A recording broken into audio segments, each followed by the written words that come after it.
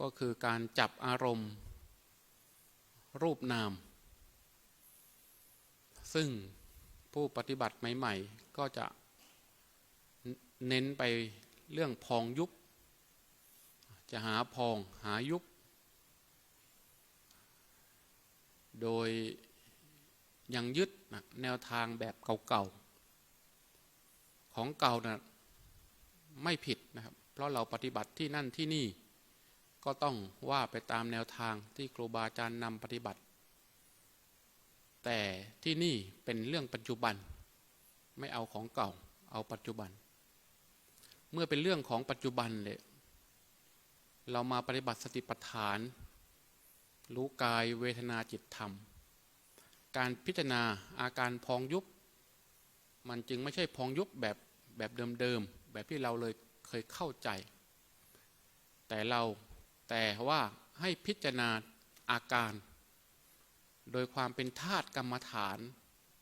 ที่เป็นอาการเคลื่อนไหวภายในท้องนะจะเป็นพองเป็นยุบหรือไม่อันนี้ก็ต้องไปดูก่อนนะอย่าตั้งอุปาทานยึดถือตั้งแต่ต้นนะครับว่าเรามาปฏิบัติพองยุบอย่าคิดเช่นนั้นให้เราตั้งจิตให้ตรงว่าเรามาเจริญสติปัฏฐาน4รู้ในอาการของกายเวทนาจิตธรรมอารมณ์เบื้องต้นที่ช่วยให้สติมีกำลังและเห็นได้ง่ายก็คืออาการเคลื่อนไหว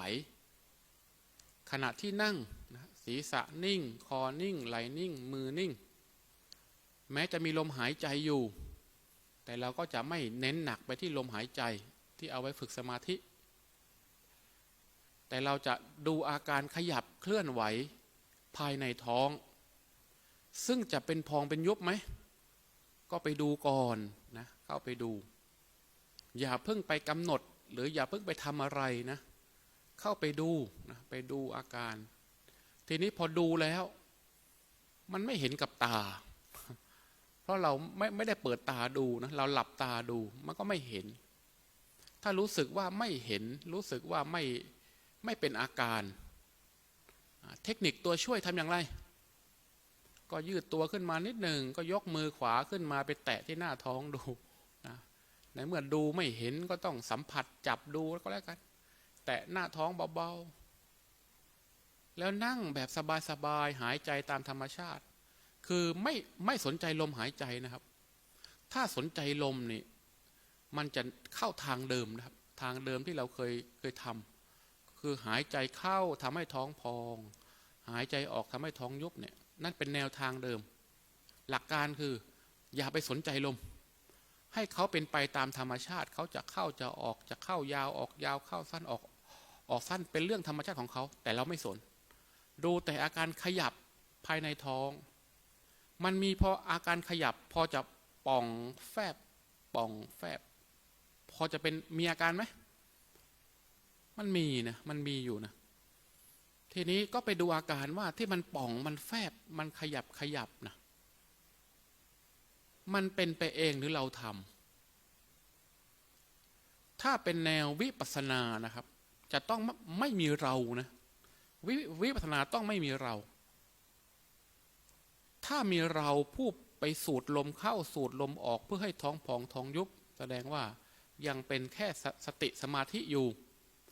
ฝึกสติฝึกสมาธินั้นได้นะครับแต่ถ้าจะไปใช้วิปัสสนาพิจารณาธรรมตามความเป็นจริงเนี่ยมันไม่ได้ฉะนั้นให้ลืมลมไปซะรู้นะครับรู้ลมเข้าออกแต่ทำเป็นไม่สนแต่ดูอาการขยับไปในท้องแล้วจะพบว่าอาการขยับนั้นเป็นไปเองหรือเราทำครับมันแปลกนะมันท้องเราแท้ๆเลยนะแต่มันมีอาการขยับที่มันเป็นไปเองงงเลยมันคืออะไรครับมันคืออนัตตาครับเราก็สงสัยมานานว่าไม่เป็นตัวตนนี่เป็นยังไงก็คือในร่างกายเราแต่ไม่ใช่เป็นของเรานะง่ายๆนะก็ชีวิตเราเนี่ยแต่ไม่ได้เป็นของเราหรอกเพราะอะไรเพราะเราจะไปบังคับไม่ให้แก่ไม่ให้เจ็บไม่ให้ตายก็ไม่ได้เราจะให้พองยุบยาวพองยุบสั้นให้มันชัด ก็ไม่ได้ มันเป็นตามธรรมชาติของมัน เพราะมันเป็นอนัตตาครับมันเป็นสภาวะธาตุตามธรรมชาติสังขารร่างกายนี้นะครับพระเจ้าว่าเป็นธาตุตามธรรมชาตินะครับแล้วเราเนี่ยอยู่ตรงไหนความเป็นเรานี่มาจากจิตที่หลงอารมณ์แล้วเข้ามายึดในธาตุว่านั่นเป็นเรานี่เป็นเราและทันทีที่ยึดก็คือเกิดภพชาติตามมาด้วยแหละครับเมื่อยึดแล้วก็หลงว่าเป็นท้องเราตัวเราจิตเราชอบเราไม่ชอบเมื่อมีความเป็นเราก็คือมีความเป็นชาติตามมาด้วย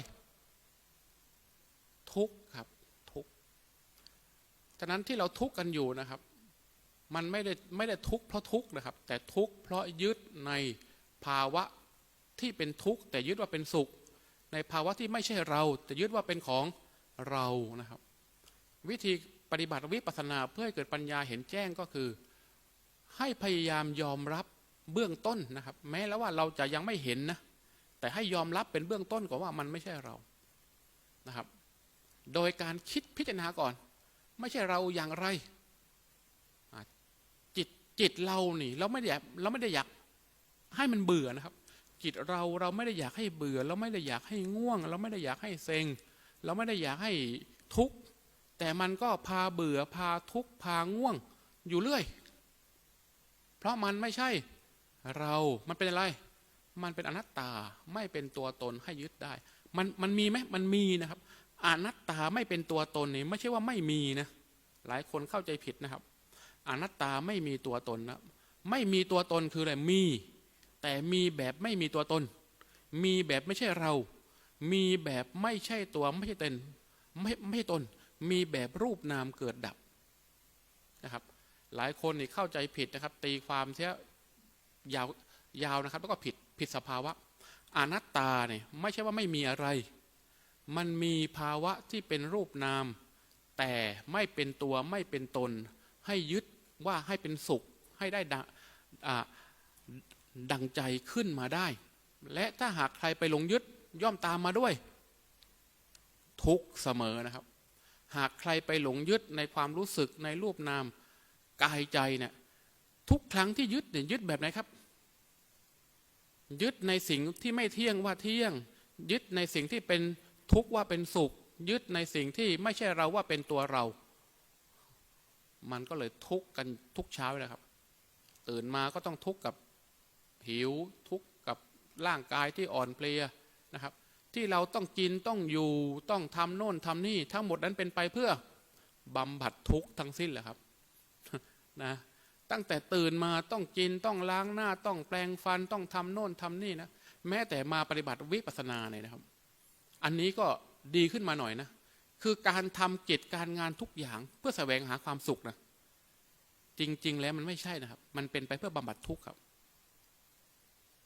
ส่วนวิปัสสนาเนี่ยเป็นไปเพื่อดับทุกข์วิปัสสนาเนี่ยเป็นกระบวนการเดียวนะครับที่เป็นไปเพื่อดับทุกข์ส่วนนอกนั้นมนุษย์ทั้งหลายสัตว์ทั้งหลายเข้าใจกันว่าเป็นไปเพื่อการแสวงหาความสุขแต่จริงๆแล้วเป็นไปเพื่อบำบัดทุกข์เพียงเท่านั้นเพราะสังขารร่างกายที่จิตยึดที่เรายึดว่าเป็นเรานั้นมันคือกองทุกข์ครับกองทุกข์อย่างไรก็ที่เราทำมานะตั้งแต่ต้นนะครับต้องล้างหน้าต้องแปรงฟันต้องกินอาหารเข้าไปเนี่ยเพราะถ้าไม่ล้างหน้าไม่แปรงฟันไม่ดื่มน้ำไม่กินอาหารมันก็จะทุกข์เพราะมีคนมาตีเพราะมีสิ่งต่างๆมาทำให้เราทุกข์ใช่ไหมครับไม่ใช่ครับทุกข์เพราะเรายึดในสังขารร่างกายว่าเป็นเรากำลังหิวเรากำลังง่วงเรากำลังไม่ค่อยผ่องใสก็ไปดื่มน้ำไปแปรงฟันไปล้างหน้านะครับเพื่อบำบัดทุกข์ทั้งสิ้นเลยนะแต่เมื่อมาเจริญสติปัฏฐานวิปัสสนาให้เราดูในอาการตามความเป็นจริงนะครับตามความเป็นจริงซึ่งเป็นไปเพื่อความพ้นทุกข์แต่จะพ้นทุกข์ได้เนี่ยปัญหาก็คือทำไมจึงทุกข์ที่ทุกข์ก็เพราะว่าหลงยึดในอารมณ์สังขารนะครับในสิ่งที่ไม่เที่ยงว่าเที่ยงที่เป็นสุขว่าที่เป็นทุกข์ว่ายึดว่าเป็นสุขนะครับที่ไม่ใช่ตัวตน ยึดว่าเป็นตัวตนยึดเพราะอะไรยึดเพราะความหลงไม่รู้จริงในอารมณ์สัมผัสตามความเป็นจริงแล้วเจริญวิปัสสนาเกี่ยวข้องอะไร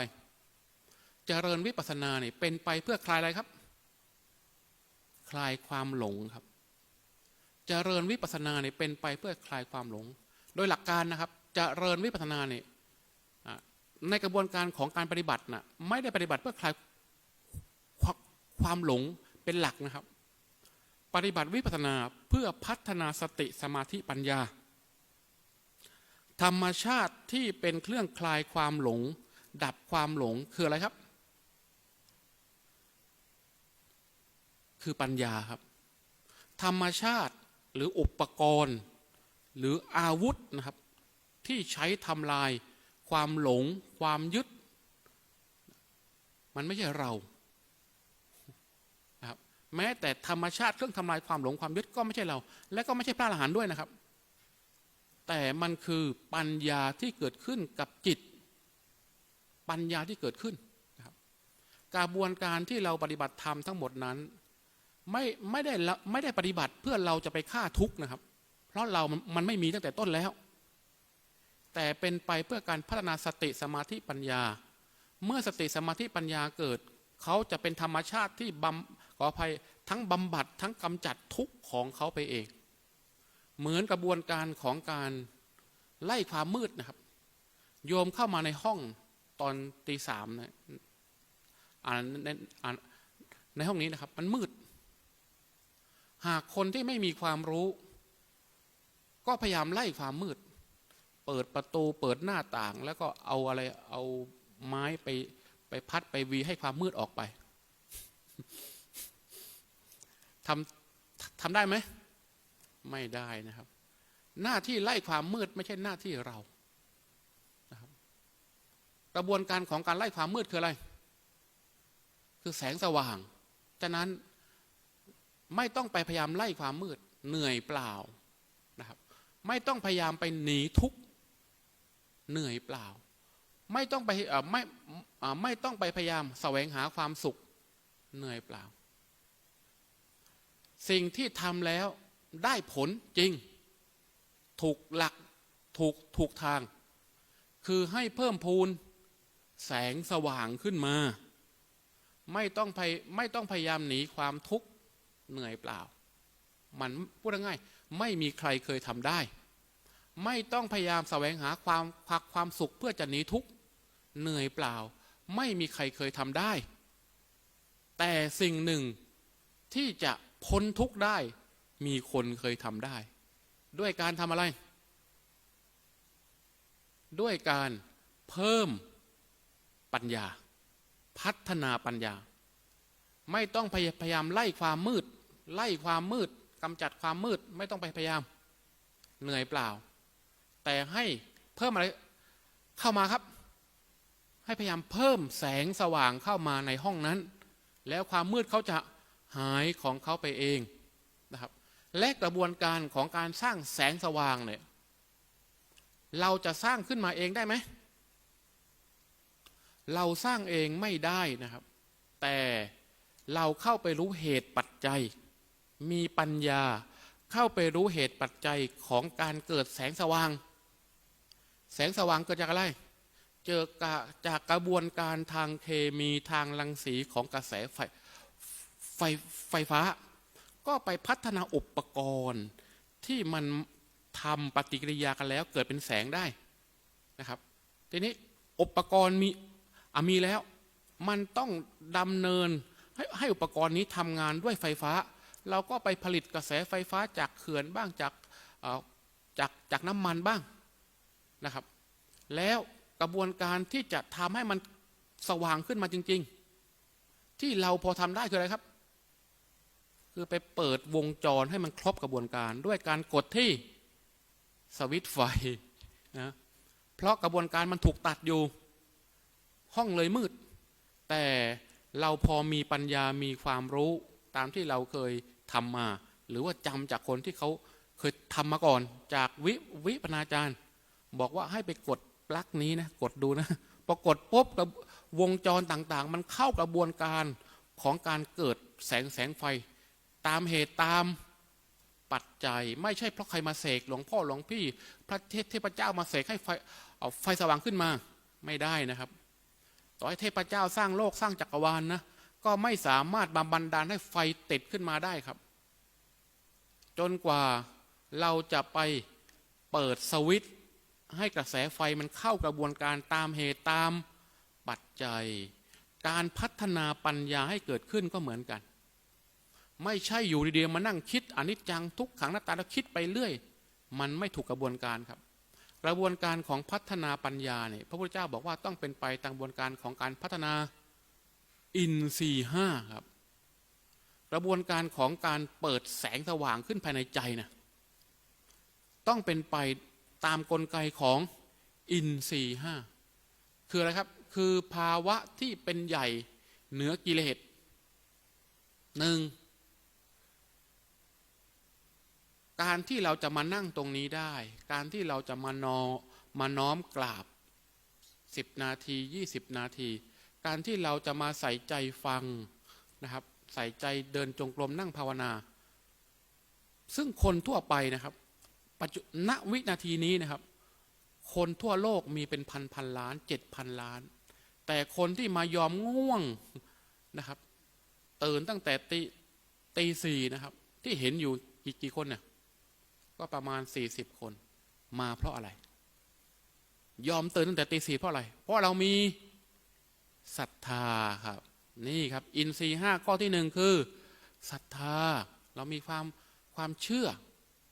มีความเข้าใจนะครับความเชื่อความเข้าใจซึ่งความเชื่อความเข้าใจนี้มันเกิดกับเราตั้งแต่เกิดไหมไม่ได้มาตั้งแต่เกิดนะครับแต่มันมาตอนไหนครับตอนที่เราได้ไปฟังจากหลวงพ่อหลวงปู่ครูบาอาจารย์จากเพื่อนที่เขาเคยประสบทุกข์แล้วเขามาปฏิบัติธรรมแล้วรู้สึกว่าชีวิตคลายทุกข์ไปได้ฟังมาฉะนั้นการฟังนี่สำคัญที่สุดนะครับศรัทธานี่เป็นเหตุปัจจัยเบื้องต้นของการพัฒนาปัญญาแต่ศรัทธาไม่ได้เกิดเองศรัทธามาจากเหตุปัจจัยคือการฟังอย่างเข้าใจฟังตอนไหนบ้างตอนเพื่อนพูดให้ฟังบ้างตอนไปวัดหลวงปู่หลวงพ่อพูดให้ฟังบ้างฟังวิทยุบ้างนะครับหรืออ่านหนังสือบ้างเป็นเหตุปัจจัยทำให้เกิดความรู้และความเข้าใจทำให้เกิดศรัทธาเมื่อมีศรัทธาแล้วจึงน้อมมาสู่การปฏิบัติด้วยความเพียรนะครับทุกคนมีความเพียรไหม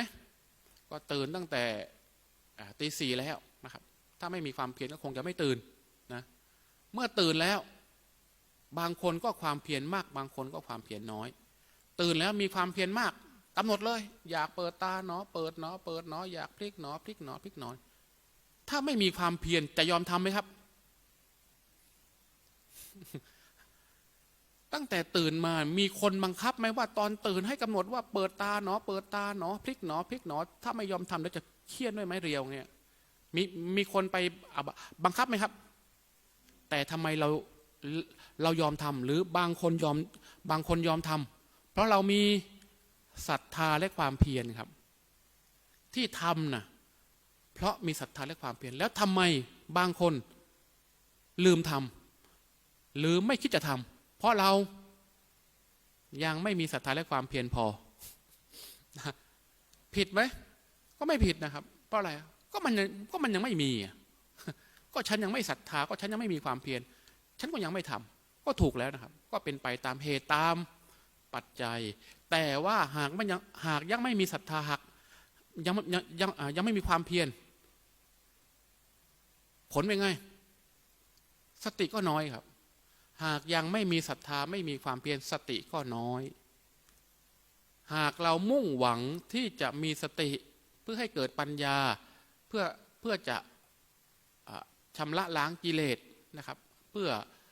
ทำลายอวิชชาตัณหาอุปาทานที่นำไปสู่ทุกข์เนี่ย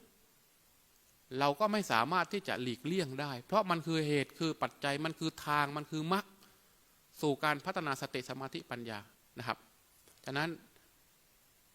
เริ่มต้นจากตั้งใจฟังอย่างเข้าใจเกิดศรัทธา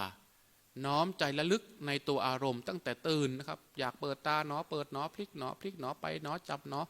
นะครับอยากลุกหนอลุกหนอยืดหนอยืดหนอเดินไปห้องน้ำย่างเหยียบย่างเหยียบทุกก้าวถ้ารู้สึกว่ามันช้าทำไงก็เร็วๆสิครับย่างเหยียบย่างเหยียบย่างเหยียบก็ได้นะครับขอให้อยู่กับอารมณ์ปัจจุบันก็แล้วกันนะครับก็มีสตินะครับเมื่อย่างเหยียบย่างเหยียบทุกก้าวไปหนอจับหนอเนี่ยมันไม่ได้ทำท่องเอานะมันดูตามอาการเมื่อระลึกรู้ไปตามอาการที่ย่างที่เหยียบที่ลุกนั่นคือจิตที่มีสติครับขณะที่รู้ไปตามอาการที่ยกย่างเหยียบยกย่างเหยียบไปหนอจับหนอเนี่ยนั่นก็คือการพัฒนาสติขึ้นมานะครับเมื่อทำอย่างนี้ทุกเช้าค่ำทุกวันสติก็จะมีกำลังนะครับก็น้อมมาสู่การกราบการเดินการนั่งอย่างมีสติเมื่อนั่งอย่างมีสติก็ไม่นั่งคิดนั่งฟุ้งแต่นั่งดูนั่งรู้เมื่อเดินอย่างมีสติก็ไม่ได้เดินเพลินง่วงแต่เดินดูเดินรู้ในอาการยกเกิดขึ้นตั้งอยู่ดับไปย่างเกิดขึ้นตั้งอยู่ดับไปจิตฟุ้งน้อยลงจิตที่ฟุ้งน้อยลงอยู่กับอาการพองยุบได้นานขึ้นจิตง่วงจิตซึมมีน้อยลงอยู่กับอาการยกย่างเหยียบได้นานขึ้นนั่นคือจิตที่ตั้งมั่นกับอารมณ์ปัจจุบันแสดงว่าจิตนั้นมีอะไรสมาธิครับธรรมชาติที่ขัดขวางสมาธิก็คือภาวะฟุ้งซ่านนะครับฟุ้งซ่านคิดโน่นคิดนี่ไปเรื่อยนะครับแต่ทันทีที่จิตอยู่กับอารมณ์ปัจจุบันนั่นคือภาวะจิตที่มีสมาธิอาการฟุ้งซ่านก็จะลดลงซึ่งตรงนี้เป็นเทคนิคเสริมนะครับสมาธินี่ถ้าเป็นสมาธิแบบสมถะเราก็พยายามกดเลยครับกดจิตลงสู่อารมณ์เลยดูพองหนอยุบหนอบังคับจิตให้อยู่กับพองยุบเลยอันนี้เป็นการฝึกสมาธิโดยตรงเพื่อให้จิตไม่ฟุ้งซ่านเพื่อให้จิตสงบนะครับก็เป็นเรื่องดีนะครับเป็นกุศลจิตนะครับแต่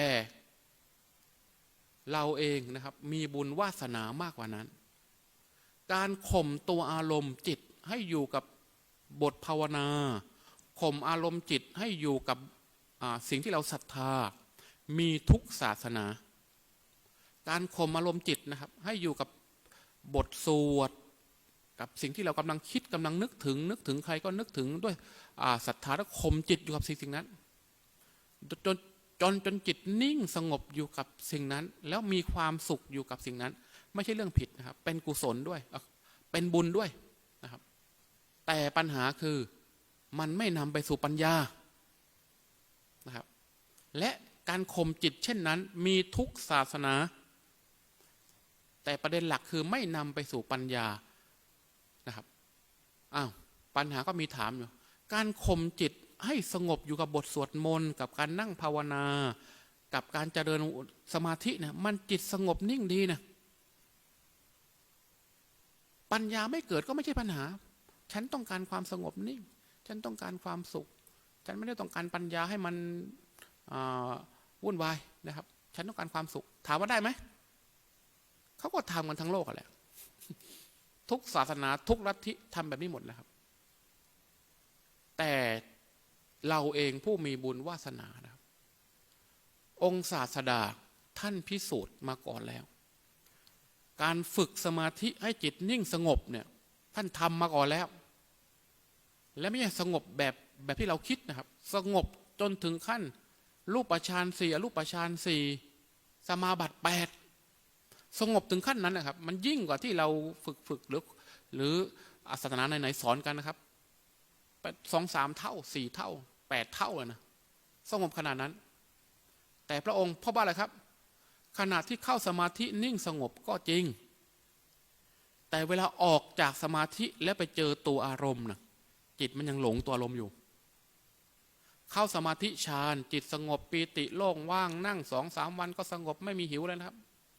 แต่พอเปิดตาขึ้นมาขยับตัวขึ้นมามันหิวครับและมันทุกข์กับความหิวด้วย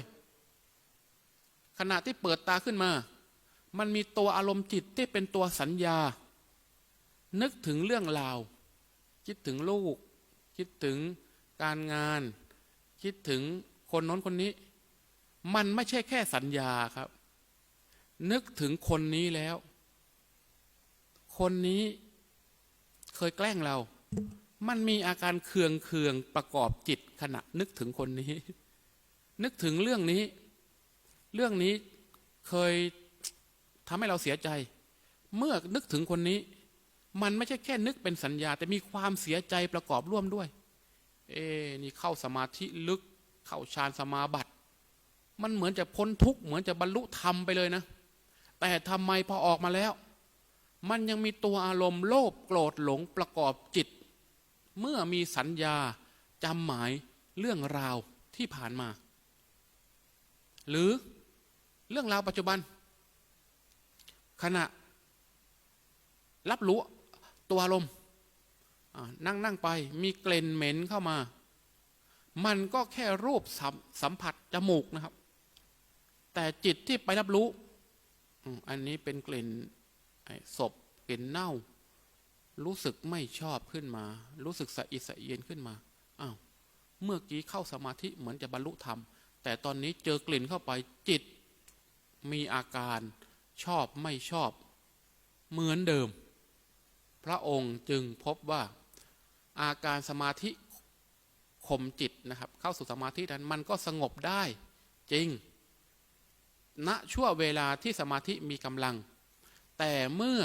ได้สัมผัสกับตัวอารมณ์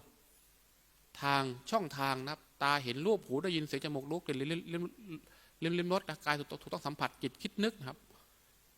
ก็ยังมีอารมณ์โลภโกรธหลงอยู่และอารมณ์นี้เนี่ยมันก็ยังเป็นเหตุปัจจัยให้เกิดความทุกข์ได้อีกฉะนั้นกระบวนการนี้จึงไม่ใช่กระบวนการที่จะสามารถระงับอารมณ์ความทุกข์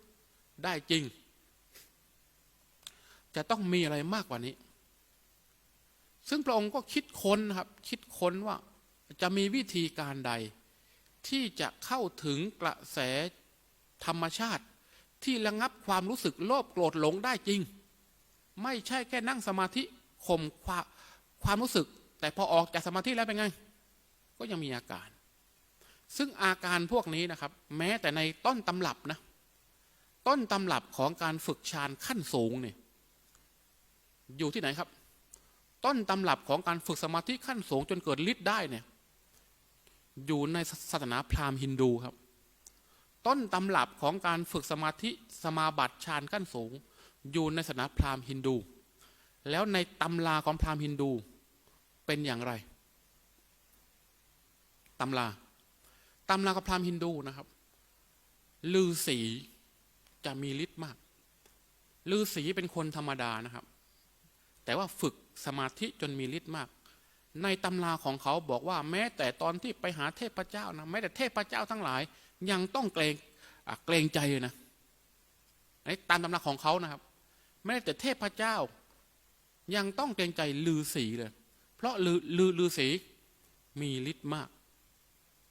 นะครับแต่ในตำราของพราหมณ์ฮินดูระบุไว้ชัดเจนนะว่าฤาษีก็ยังมีภรรยาครับฤาษีก็ยังมีภรรยามีเมียนะคือยังมีอารมณ์ราคะเสพกามอยู่ครับแต่เขาก็สามารถเข้าฌานสมาธิได้นะครับด้วยกำลังของสมาธิขั้นสูงแต่เวลาออกแล้วเขาก็ยังเสพกามอยู่แล้วฤาษีไม่ใช่แค่เสพกามนะครับยังมีอารมณ์โทสะขัดเคืองอยู่ฤาษียังมีอารมณ์โทสะขัดเคืองอยู่ประวัติมันมีครับถ้าโยมฟังแล้วเดี๋ยวโยมจะขำนะ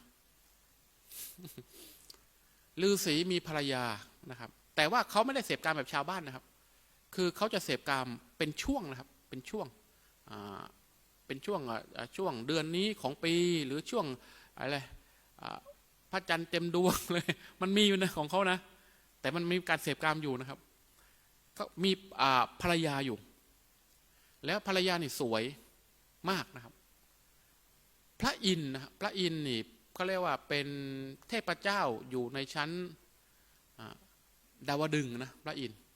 ไม่รู้แกนึกจะแกล้งฤาษีหรือว่าแกจะมาชอบภรรยาของฤาษีท่านนี้นะครับ ก็เลยแปลงร่างมาเป็นชายหนุ่มหล่อๆนะมาจีบภรรยาของฤาษีครับฤาษีจับได้ไม่พอใจครับไม่พอใจก็คิดที่จะทำร้ายพระอินทร์ก็เลยกลับร่างเป็นพระอินทร์ว่าเราเนี่ยเป็นพระอินทร์นะครับท่านจะมาทำอะไรเราไม่ได้หรอกนะครับแต่ฤาษีมีฤทธิ์เยอะครับเพราะสมาธิสูงไม่สามารถที่จะทำร้ายพระอินทร์ได้แต่ฤาษีโกรธมากครับเคืองพระอินทร์ก็เลยสาปแช่งพระอินทร์ครับขอให้มีโยนิเต็มตัวเลยเต็มตัวเลยครับโยนิก็คงทราบมาคืออะไรนะครับก็คือว่าแค้นนะมีโยนิเต็มตัวเลยนะครับพระอินทร์ก็เลยมีร่างกายที่เต็มไปด้วยนะครับก็คือโยนินะครับเต็มตัวเลยครับเพราะถูกสาปจากฤาษีครับแต่พระอินทร์อายครับพระอินทร์อายสุดๆนะครับเพราะแต่เต็มตัวเลยพระอินทร์ก็เลยขอแปลงร่างใหม่จากโยนิขอเปลี่ยนเป็นดวงตาก็แล้วกันกลายเป็นดวงตาเต็มตัวพระอินทร์นะครับท้าวสักกะจึงมีชื่อเรียกอีกชื่อหนึ่งว่าอะไรครับท้าวอะไรท้าวสหัสสเนตรสหัสสะแปลว่าพันเนตรแปลว่าดวงตาครับดวงตา1,000ที่จริงแล้วมันไม่ใช่มาจากตานะครับมาจากโยนิครับที่ฤาษีสาปเอาไว้ครับเพราะไปแย่งเมียฤาษีคือใครฤาษีคือผู้ทรงฌานสมาบัติครับนี่คือผลของฌานสมาบัติมันมีฤทธิ์จริงสงบจริงแต่มันยังมีแต่ว่ายังไม่มีปัญญาที่จะไปฆ่าราคะโทสะโมหะได้นะครับเรื่องนี้เดี๋ยวลองไปศึกษาต่อเอาเองก็แล้วกันนะ นี่แหละนะครับคือสมาธิที่สงบนิ่งมันนิ่งจริงสงบจริงมีฤทธิ์จริงแต่มันชำระล้างอารมณ์ราคะโทสะโมหะไม่ได้นะครับซึ่งเรามีศาสดาคือพระสัมมาสัมพุทธเจ้าเนี่ยท่านออกจากวังไปปฏิบัติแบบนี้นะครับจนสำเร็จแล้วท่านก็เข้าสมาบัติขั้นสูงรูปฌาน4อรูปฌาน4มันก็สงบนะครับทีนี้ตอนนั้นนะครับตอนนั้นเนี่ยพระอาจารย์ที่สอนให้ก็คืออุทกดาบทกับอาลาละดาบทสอนให้และก็ยังสงสัยกับคำสอนนะครับว่าอาจารย์มันสงบนิ่งพ้นทุกข์เข้าสู่สภาวะสันติสุขซึ่งคนยุคนั้นนะครับเขาเรียกว่าการเข้านิ่งสงบในฌานขั้นสูงเรียกว่าเนวสัญญานาสัญญาเดชฌานเนี่ยเขาบอกว่านี่แหละคือนิพพานก็คือความที่จิตละวางรูปสงบอยู่ในอาการของสมาธินี่คือนิพพานนะครับแต่พระโพธิสัตว์ท่านมีบุญวาสนาและมีความรู้ที่ศึกษามาท่านบอกว่ามันสงบนิ่งระงับกิเลสในสมาธิก็จริงนะแต่พอออกมายังมีตัวอารมณ์ยังมีราคะโทสะโมหะให้หวงให้หิวให้ต้องกังวลพระอาจารย์บอกว่าอะไรครับบอกว่านี่แหละเป็นนิพพานที่เราเอาไว้เข้าตอนตายแต่ว่าตอนที่ยังเป็นอยู่นั้นมันยังมีร่างกายอยู่มันยังมีขันธ์ห้าอยู่มันก็จะยังต้องมีตัวอารมณ์ไม่สามารถอาจจะไปชำระหรือว่าทำลายตัวอารมณ์นี้ได้เลยไม่มีใครทำได้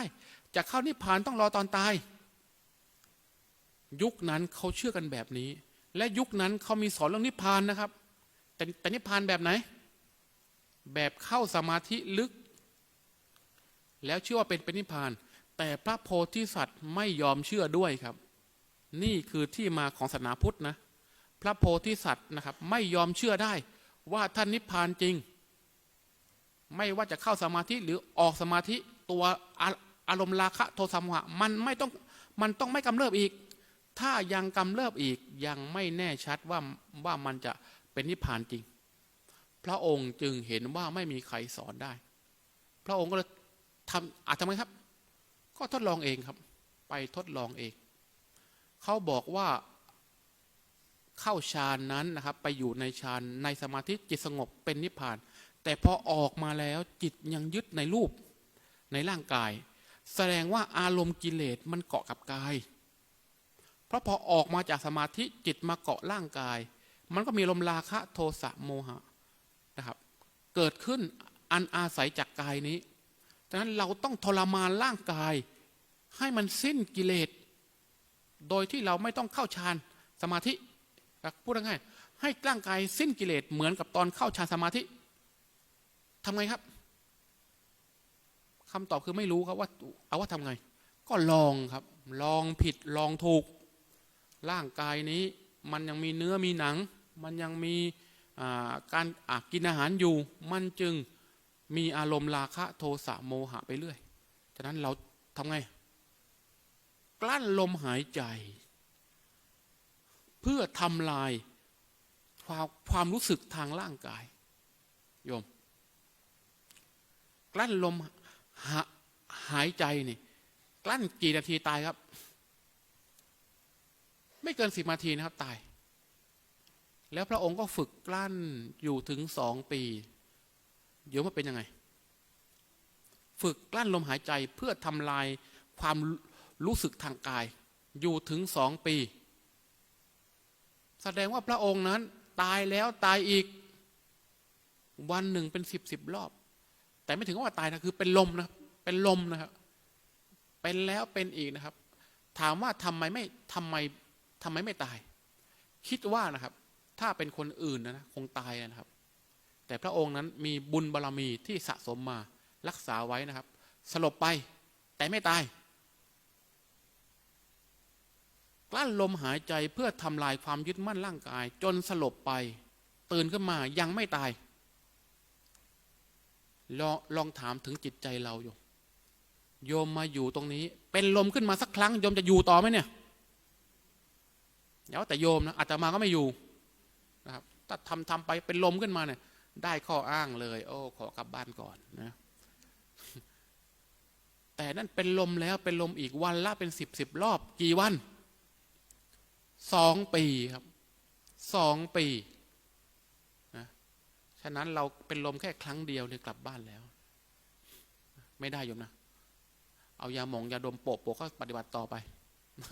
เอาทั้ง3 ครั้งก่อนแล้วจึงค่อยกลับนะครับ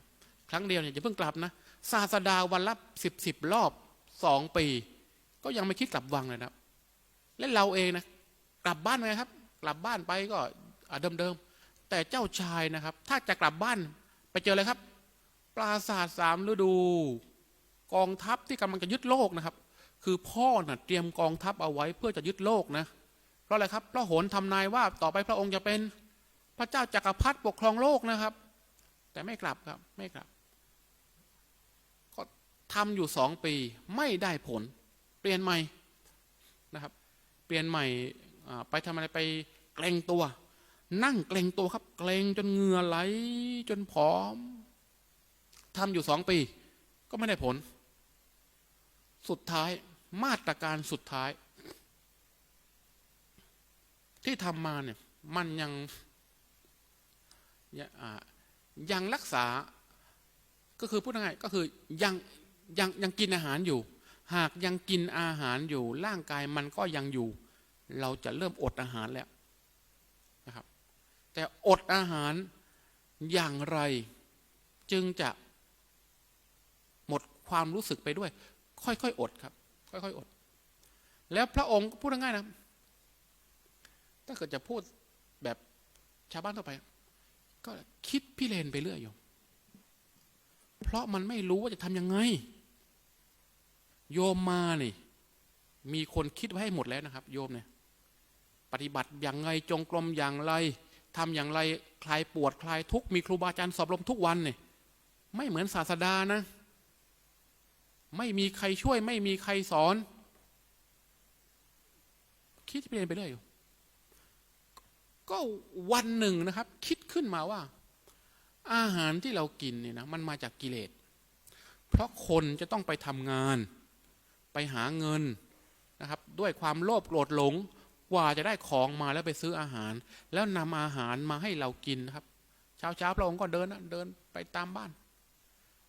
คือสภาพพระองค์ตอนนั้นนะครับเหมือนขอทานคือไม่มีใครรู้ว่าพระองค์เป็นเจ้าชายนะครับคือฝึกเองเหมือนขอทานครับไปบ้านไหนเขาก็ให้กินนะครับอาหารที่เหลือนะครับไม่งั้นตายนะก็กินนิดหน่อยนะครับกินนิดหน่อยวันต่อมาพระองค์ก็คิดว่าอาหารที่ชาวบ้านนำมาให้นั้นมันมาจากกิเลสคนเรากินเข้าไปกิเลสก็จะเข้าเราด้วยซึ่งการคิดแบบนี้เนี่ยมันผิดนะครับแต่ว่าตอนนั้นมันไม่รู้อะไรเลยโยมผิดถูกไม่รู้นะครับทุกอย่างที่ว่าพ้นทุกข์ทำหมดแล้วแต่มันไม่พ้นทุกข์สักทีนะและเข้าสมาธิขั้นสูงแต่พอออกแล้วราคะโทสะโมหะก็ยังมีอาจารย์ก็เน้นย้ำว่าเพราะเรายังยึดเพราะเรายังมีสังขารละร่างกายอยู่ให้เราเข้าสมาธิตอนที่ตายมันจะเข้านิพพานไปเองแต่พระองค์ไม่เชื่ออย่างนั้นถ้านิพพานจริงมันต้องตอนเป็นตอนเปิดตามันต้องเป็นนิพพานด้วยเป็นภาวะจิตที่หมดกิเลสด้วยนะครับซึ่งตรงนั้นยังไม่เจอทำอย่างไรก็มาทรมานแบบนี้นะครับจนคิดได้ว่าอาหารที่ชาวบ้านทำมานะมันมาจากกิเลสฉะนั้นเราต้องหาอาหารกินที่ไม่มาจากกิเลสรู้ไหมครับว่าคืออะไรหาอาหารกินที่ไม่ได้มาจากกิเลสก็ไปอยู่ตามคอกวัวชาวบ้านอยู่มันมีหนุ่มคนหนึ่งเคราทั้งตัวเสื้อผ้าไม่มีแต่ผ้านุ่งนิดเดียวอยู่กับกองขี้วัวแล้วเดินตามลูกวัวเกิดใหม่ยังไม่กินหญ้านะดื่มน้ำนมจากแม่แล้วถ่ายเป็นมูลขึ้นมาเรียกว่าโคใหม่ไปรับมูลของลูกวัวที่ยังไม่กินหญ้านะกินแค่นมแม่นะเอามากินครับมันเป็นสิ่งที่ไม่ผ่านกิเลสพูดง่ายๆคิดแบบคนบ้านะโยมเอามากินทำอย่างนี้ครับก็ยังไม่บรรลุสุดท้ายก็เดินไปตามบ้านเขาก็ให้อาหารมาแต่พระองค์กินรับประทานนะครับวันละเท่าเม็ดถั่วเขียวกินเข้าไปหวังว่าจะบรรลุก็ไม่บรรลุทำอยู่ถึง6 ปีสุดท้ายคืนวันเพ็ญนะครับคืนวันเพ็ญวันนี้ก็ดวงจันทร์ก็ผ่องใสนะครับร่างกายเราก็สู้ผอมไปแล้วนะทำทุกอย่างพิสูจน์แล้วว่าการทรมานร่างกายนี้ก็คงจะตายเปล่าแล้วฉะนั้นวันนี้แสงจันทร์สว่างดีก็ขอตายคืนนี้ก็แล้วกันโยมคืนวิสาขบูชาคืนวันเพ็ญวิสาขบูชานะหลายคนบอกว่าพระองค์นั่งสมาธิเพื่อจะบรรลุธรรมที่จริงไปอ่านดูให้ดีพระองค์นั่งสมาธิเพื่อเตรียมที่จะตายนะครับเพราะทุกวิถีทางพิสูจน์มาหมดแล้วมันมีสุดท้ายแล้วคือตายเสียมันจึงจะทำลายความรู้สึกของร่างกายนี้ได้ถามว่าทำไมจึงต้องทำความรู้สึกของร่างกายเพราะตอนนั้นพระองค์ก็ไม่รู้ว่ากิเลสที่แท้จริงมันอยู่ที่จิตคือตอนนั้นไม่รู้นะครับอวิชชาไม่รู้ก็เชื่อไปตามที่อาจารย์บอกว่ากิเลสมันอยู่ที่กายนะครับที่พระองค์รู้ว่ากิเลสไม่ได้อยู่ที่กายหรอกมันอยู่ที่จิตโน่นพระองค์รู้ทีหลังนะครับตอนนั้นยังไม่รู้นะตอนนั้นก็หลงเชื่อตามอาจารย์ไปนะครับว่ากิเลสมันอยู่ที่กายฉะนั้นการทำลายกายเพื่อจะได้เข้าสมาธินิพพานก็โดยการทำลายกายให้ตายแล้วก็เข้าสมาธินิพพานไปซึ่งทั้งหมดนั้นเป็นความหลงทั้งหมดนะครับสมาธิที่จริงก็ไม่ใช่นิพพานแท้แล้วครับเป็นนิพพานตามความเชื่อของอาจารย์นะครับที่บอกว่าร่างกายต้องทำลายเพื่อจะเพราะว่ากิเลสนะครับมันยังเกาะที่กายนี่ก็เป็นความเข้าใจผิดตามความเชื่อของอาจารย์แต่อาจารย์แค่พูดแต่อาจารย์ไม่ยอมทำนะแต่พระองค์ทำครับเพราะอะไรครับเพราะต้องการจะพ้นจริงๆก่อนนั่งนะครับทีนี้ก่อนจะตายแล้วก็ทำกายให้มันสดชื่นหน่อยแล้วกันนะครับก็ทำกายให้สดชื่นโดยการรับทานอาหารนะครับที่ว่ามีนางสุชาดานะครับก็มันเป็นเหตุการณ์ที่ว่าเหมาะเจาะกันนะนางสุชาดา เอาอาหารนะครับไปเส้นไหว้ต้นไม้นะครับเพราะตัวเองขอพรไว้ใช่ไหมขอพรไว้ว่าถ้าตัวเองมีลูกชายก็จะมามามาเส้นไหว้ก็พอดีว่าตัวเองมีลูกชายก็นำอาหารมาก็เห็นนี่แหละนะครับนักบวชผอมๆนั่งอยู่ก็นำไปถวายเลยนะครับพระองค์ก็รับมาแล้วก็กินเข้าไปแล้วก็ตั้งใจว่านี่คืออาหารมื้อสุดท้ายแล้วก็นั่งบัลลังก์นี้นะครับไม่ว่าอะไรจะเกิดขึ้นจะไม่ลุกอีกนะบัลลังก์นี้นะครับหากไม่ได้บรรลุธรรมนะครับก็จะไม่ลุกอีกนะครับพระองค์ก็นั่งไปแต่ด้วยความเข้าใจจากสิ่งที่ทำมาคือสิ่งที่ทำมาเนี่ยผิดล้วนๆแต่ความผิดนั้นมันเป็นปัญญาได้อยู่นะแบบนี้ทำแล้วผิดเป็นปัญญารู้ว่านี่ไม่ใช่ทางแบบนี้ทำแล้วผิดเป็นปัญญารู้ว่านี่ไม่ใช่ทางพระองค์ก็พิจารณาดูแบบนี้ก็ไม่ใช่แบบนี้ก็ไม่ใช่แบบนี้ก็ไม่ใช่แบบนี้ทุกอย่างมันไม่ใช่ฉะนั้นที่เราบอกไปว่ากิเลสมันยึดอยู่ที่กายกิเลสมันเกิดกับกายมันก็ไม่ใช่ด้วยแสดงว่ากิเลสอารมณ์ราคะโทสะโมหะมันไม่ได้เกาะที่กายแล้วมันอยู่ที่ไหนก็มาดูที่จิตดูพระองค์ก็พิจารณาตัวอารมณ์จิตพิจารณาตัวอารมณ์จิตก็เห็นจิตมันคิดแล้วก็ดับฟุ้งแล้วก็ดับมันเกิดแล้วก็ดับแล้วจิตเข้าสมาธิไปด้วยเข้าสมาธิแล้วมันมีปีติสุขขึ้นมาภายในจิตปีติที่เกิดขึ้นพอไปดูมันก็เกิดแล้วก็ดับสุขเกิดแล้วก็ดับเข้าไปสู่เบกขาจิตน้อมรู้ไปในเบกขาจิตตัวรู้แล้วตัวเบกขานะมันนิ่งเฉยนะครับแต่จิตตัวรู้เฉยนะมันไม่ได้รู้แบบรู้นะครับมันรู้แบบรู้แล้วก็ดับรู้แล้วก็ดับรู้แล้วก็ดับเหมือนเอาก้อนดินไปปาใส่กำแพงแม้กำแพงจะไม่แตกแต่อะไรแตกทุกครั้งครับก้อนดินแตกทุกครั้งจิตที่ไปรู้เหมือนกับเอาก้อนดินไปปาใส่กำแพงจิตไปรู้ความว่างจิตรู้ความว่างมันก็ว่างอยู่แต่จิตตัวรู้ความว่างรู้แล้วมันก็ขาดรู้ไปแล้วจิตตัวรู้ใหม่เกิดซ้อนแล้วขาดรู้ไปดูอาการเกิดดับครับในระหว่างที่ดูนั้นนะครับมันก็มีตัวธรรมารมณ์เกิดขึ้นมีราคะเกิดขึ้นโทสะเกิดขึ้นราคะก็เป็นเพียงความรู้สึกที่เกิดขึ้นตามเหตุปัจจัยแล้วราคะนั้นมันก็ไม่ได้ตั้งอยู่เมื่อไปรู้ทันนะครับไปรู้ทันราคะโดยความเป็นราคะไม่หลงยึดว่าราคะว่าเป็นเราแต่เห็นราคะเป็นเพียงสังขารขันธ์นะครับเห็นภาพเป็นเพียงสัญญาขันธ์ทุกอย่างมันก็เลยเป็นตัวอารมณ์ที่จิตรู้จิตไม่ยึดเมื่อจิตไม่ยึดมันก็เกิดดั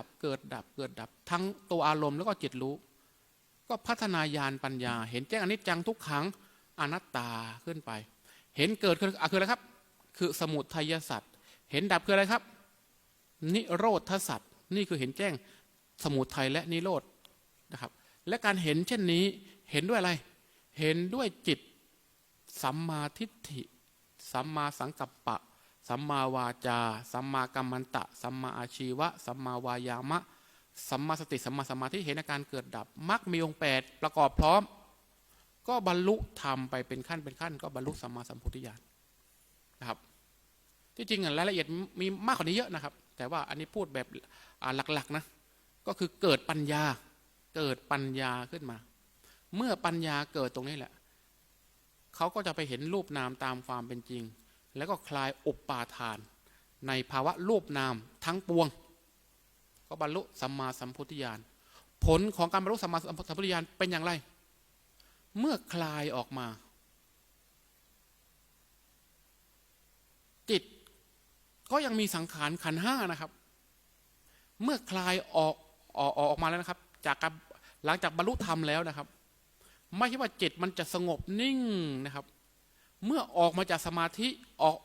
ออกมาจากฌานออกจากญาณแล้ว จิตก็ยังเป็นขันธ์ห้าเหมือนเดิมนะครับ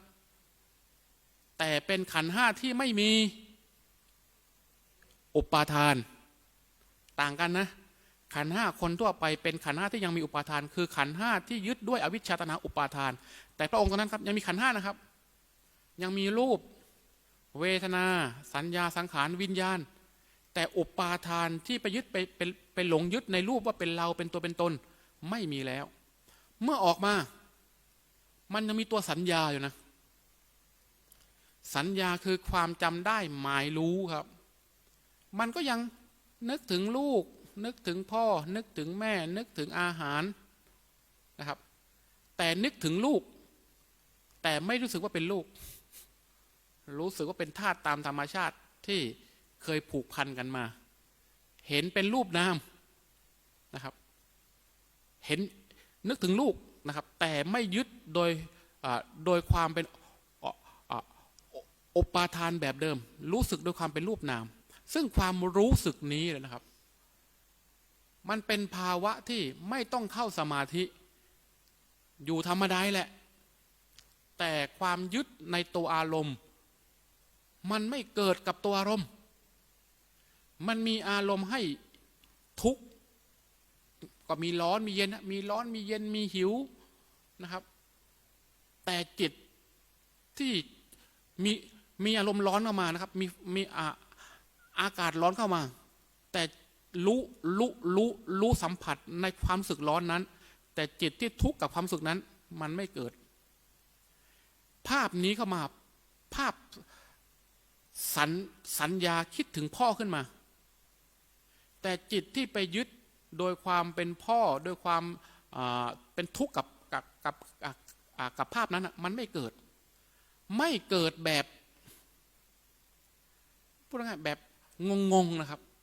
ทำไมมันไม่เกิดนึกถึงภาพพ่อมันต้องอยากกลับบ้านนึกถึงภาพพ่อมันต้องทุกข์กับทุกข์เลยแต่นี่มันไม่เกิดครับพระองค์ก็เลยยืนอึ้งอยู่กี่วันครับ ยืนอึ้งกับเรื่องนี้นะครับยืนมองต้นมหาโพธิ์นะครับยืนทางทิศนี้7 วันทิศนี้17 วันจะ6 สัปดาห์ใช่ไหม6 สัปดาห์ยืนอึ้งอยู่กับใจนี้นะครับทำไมจะยืนดูต้นโพยืนดูไปมีอารมณ์อะไรครับ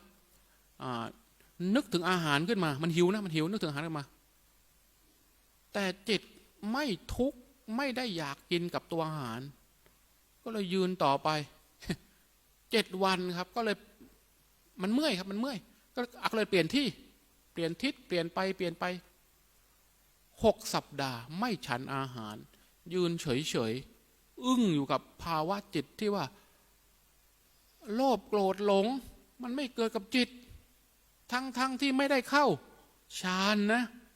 ไม่ได้เข้าฌานนะแต่โลภโกรธหลงไม่เกิดกับจิตเลยมั่นใจว่านี่คือทางนี่แหละใช่แล้วแต่ปัญหาคือกว่าที่พระองค์จะถึงตรงนี้ได้ถ้าเป็นคนอื่นคงตายไปหมดแล้วแหละอันนี้นะครับการที่พระองค์ออกจากวังไปอยู่ใต้ต้นไม้ทนแดดทนฝนทรมานร่างกาย6 ปีนะครับถ้าเป็นคนอื่นตายหมดแล้วแหละหากเราจะไปสอนแนวทางนี้ให้กับคนทั่วไปก็เท่ากับพาเขาไปตายนะถ้าจะให้คนอื่นทำเหมือนที่เราทำนะว่าต้องทรมานร่างกายแบบนี้นะคงพาไปตายหรือถ้าจะมาฝึกสมาธิแล้วพิจารณาธรรมเนี่ยมันมีสภาวะพิจารณาธรรมที่ลึกซึ้งคนทั่วไปทำไม่ได้นะครับช่วงแรกพระองค์คิดยังไงครับช่วงแรกนะจะสอนใครนะใครจะรับกับเรื่องนี้ได้มองไปมันไม่มีใครทำได้พระองค์ก็เลยนั่งเฉยๆนะคือมองไปแล้วนะครับคือตอนนั้นพระองค์ยังไม่ส่งญาณนะแค่ว่า ใคร่ครวญจากประสบการณ์นะครับคงไม่มีใครทำได้ก็เลยนั่งเฉยๆนะครับแต่ตอนนั้นพรหมรู้ใช่ไหมครับพรหมทราบเข้าสามบดีพรหมนะครับทราบว่าพระองค์นั่งเฉยๆตอนนั้นไม่ใช่ว่าจะสอนหรือจะไม่สอนนะแต่ว่านั่งเฉยๆอยู่นะพรหมก็เลยมาเชิญนิมนต์นะเชิญนิมนต์ว่าพระองค์ได้บรรลุธรรมแล้วนะครับก็นิมนต์ช่วยสอนหน่อยเมื่อมีพรหมนิมนต์แล้วนะครับสามบดีพรหมมานิมนต์แล้วพระองค์ก็คิดว่าคนที่จะปฏิบัติตรงนี้ได้จะต้องเป็นผู้ที่ทรงฌานขั้นสูงจึงจะทำได้พระองค์ก็น้อมนึกไปคนทรงฌานคือใครครับก็คืออาจารย์ที่เคยสอนพระองค์ใช่ไหมครับก็คืออุทกดาบทกับอาลาละดาบทที่เคยสอนก็นึกไปก็เกิดญาณที่เป็นสมาบัตินะครับไปเห็นอาจารย์เป็นไงครับอาจารย์ตายไปแล้วเมื่อวานโอ้โหเสียดายนะพูดง่ายเสียดายแทนนะเสียดายแทนถ้าอาจารย์ยังไม่ตายนะครับอาจารย์สองท่านนี้เท่านั้นแหละที่เหมาะที่จะบรรลุธรรมเพราะมีสมาธิสมบูรณ์แล้วแค่เพิ่มสติสมาธิปัญญาพิจารณาองค์ฌานที่เป็นปีติสุขเนี่ยมันจะบรรลุธรรมง่ายเลยแต่บัดนี้อาจารย์มรณภาพตายไปแล้วและไม่ใช่แค่นั้นนะครับถ้าเป็นคนอื่นนะครับตายแล้วไปอยู่สวรรค์ก็ตามไปสอนบนสวรรค์ได้แต่อาจารย์สองท่านนี้ตายแล้วไปเกิดที่ไหนครับไม่ใช่พรหมธรรมดารูปประพรหมรูปพรหมครับคือพรหมที่ไม่มีรูปที่จะรับรู้เสียงอันนี้เป็นปัญหาครับเป็นพรหมที่ไม่มีรูปที่จะรับรู้เสียงเป็นพรหมที่อยู่กับจิตสงบนะครับเป็นวิญญาณรู้จิตสงบนะครับแต่ขันธ์ที่เป็นร่างกายรับรู้เสียงมันไม่มีพูดง่ายๆไปเทศสอนไม่ได้นะครับพระองค์ก็เลยเสียดายไปเลยนะครับฉะนั้นการเข้าสมาธิขั้นสูงนั้นไม่ใช่เป็นเรื่องดีนะมันตัดการรับรู้เสียงเมื่อรับรู้เสียงไม่ได้ก็ไม่สามารถฟังธรรมได้ปัญหามีถามแล้วทำไมพระเจ้าไม่สอนแบบเชื่อมจิตเดี๋ยวนี้ก็สอนกันเนี่ยพูดง่ายมันได้เสมอไหร่เล่าฟุ้งกันไปเอง ถ้าเชื่อมจิตได้จริงนะพระพุทธเจ้าก็เชื่อมจิตสอนกับสองท่านนี้แล้วนะครับแต่มันเชื่อมจิตไม่ได้การสอนธรรมะมันต้องฟังได้หู แล้วก็น้อมไปสู่ความรู้ความเข้าใจแล้วก็ปฏิบัติธรรมแม้แต่พระพุทธเจ้าไปเทศโปรดพุทธมารดานะไปเทศที่ไหนครับชั้นดาวดึงส์นะครับเพราะเทวดามีหูครับพระเจ้าไปเทศสอนพระพุทธมารดานะครับขึ้นไปสอนที่ชั้นดาวดึงส์มีศาลาฟังธรรมชื่อว่าศาลาสุธรรมมาไปสอนพวกเทวดาที่มีหูนะครับก็คือมี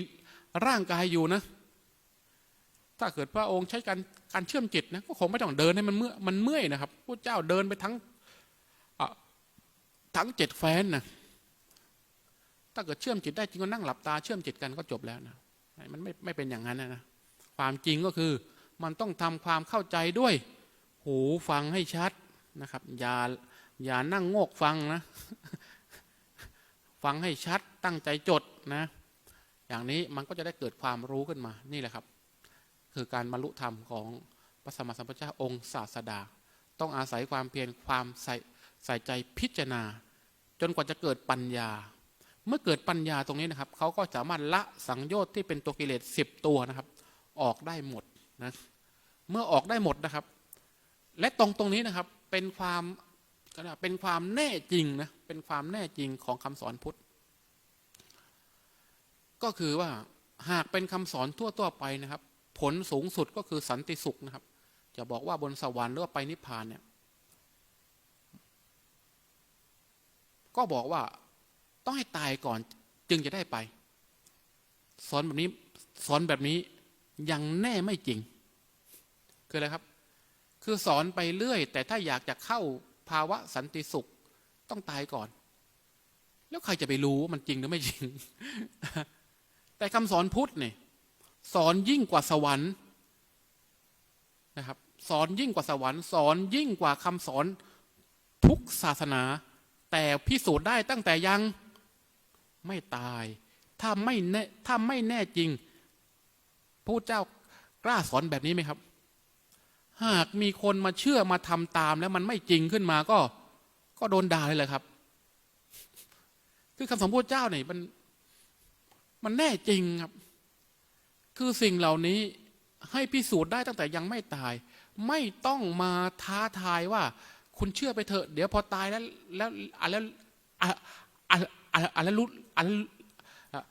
รู้เองมันก็พูดไปเรื่อยตายแล้วมันจะมาแก้ตัวอะไรได้แต่คำสอนพุทธนี่ให้ทำแบบนี้ราคะจะลดลงทำแบบนี้โทสะจะลดลงทำแบบนี้โมหะจะลดลงแล้วคนที่ทำนะโยมว่าเขาทำแบบไหนคนที่ทำนะครับเขาทำแบบเชื่อไปเรื่อยหรือเขาทำแบบพิสูจน์ครับคนที่ทำเขาไม่ได้ทำแบบเชื่อไปเรื่อยนะครับ